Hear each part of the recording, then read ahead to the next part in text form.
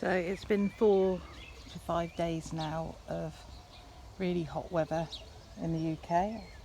The veg patch I did a tour of yesterday, and I'm just going to do a quick tour of how the garden's coming on and the pond that we never knew we had.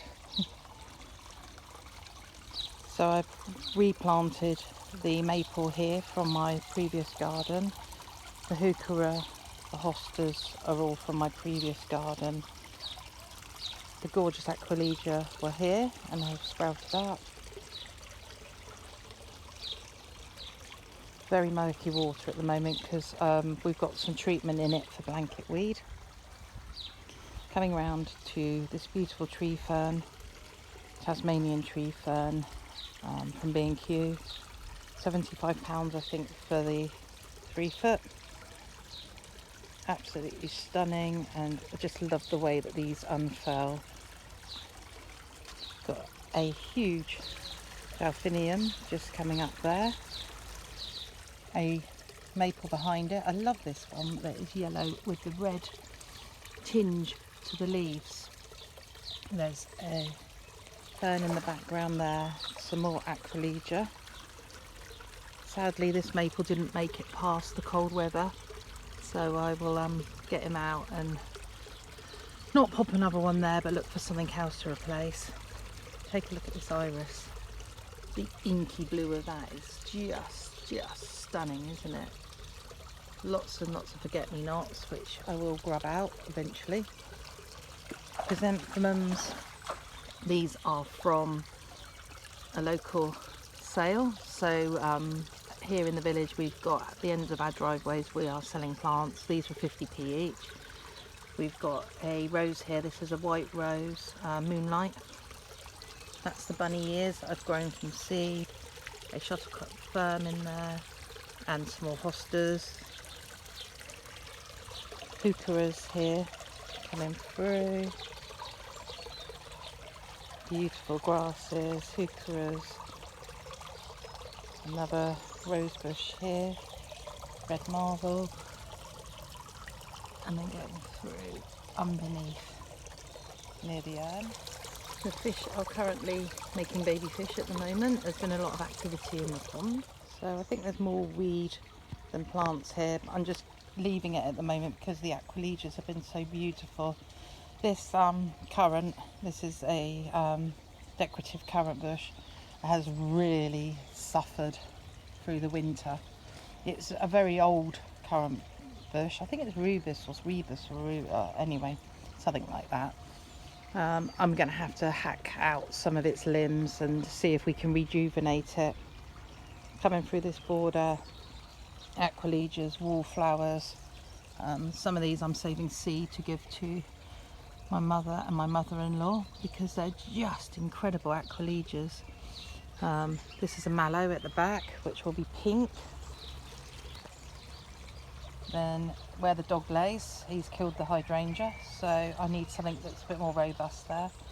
Some more Aquilegias and a buddleia bush, and then up to the plum tree, which had a very hard prune, and then hopefully we will see some plums, but at the moment I can't see if the flowers have been pollinated or not. So this is where I sat when we purchased this property, when we did the viewing. Didn't know there was a pond here, I just thought it was grass. And what a difference. All the edging, remember, I put in because there was no edging and no clear end to the lawn. That's the fish in the background you can hear. And the birds. And the bees. The bees are loving these Aquilegias. Look at this, isn't this? Let's try and just so pretty. The colours here. Last of the wallflowers. In here, this big patch here is a white daisy. It's too big.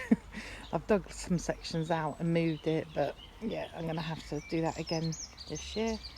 Hardy geraniums, loving the shade that's cast over here. we've got the apple trees for making the cider. There's one there, and then the second one back there.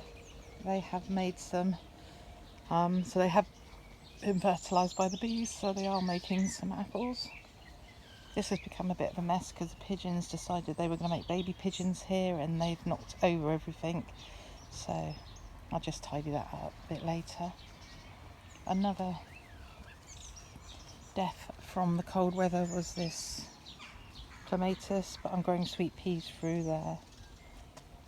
Have a look at this Aquilegia. It's just so pretty.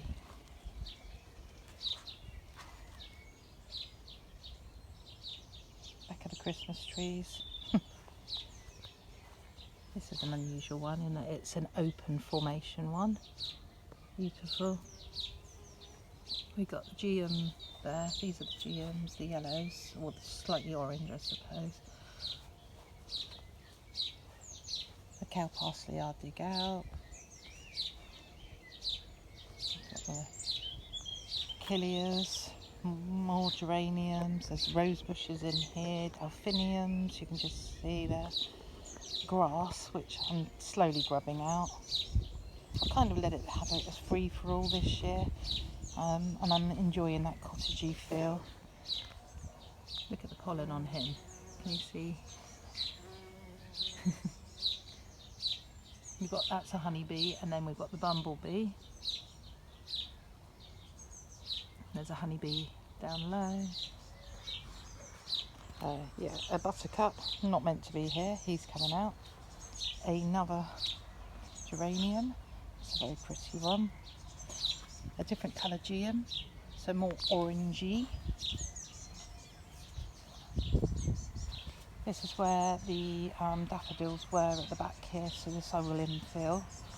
Going across to the Solomon's Seal, which is just going over now, but was beautiful.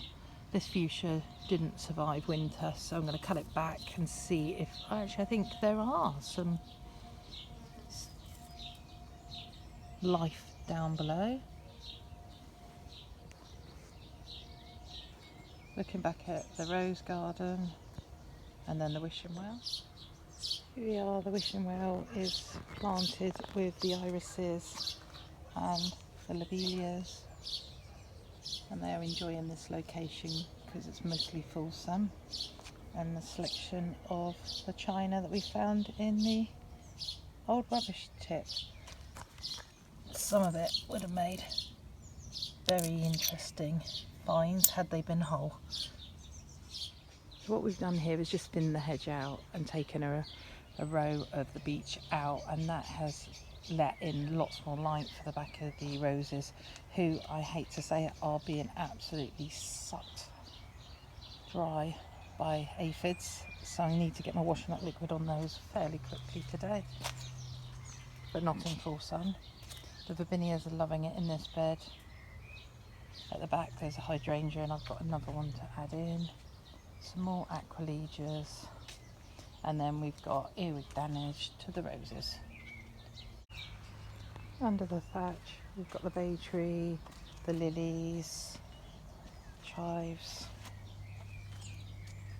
going through with thymes, parsleys, nasturtiums, more chives, mints. There is some catmint, there is nasturtiums here, sage, sorrel, going through, myrtle, and then when we get here, after I've killed the green fly, let's end on a beautiful shot of the roses.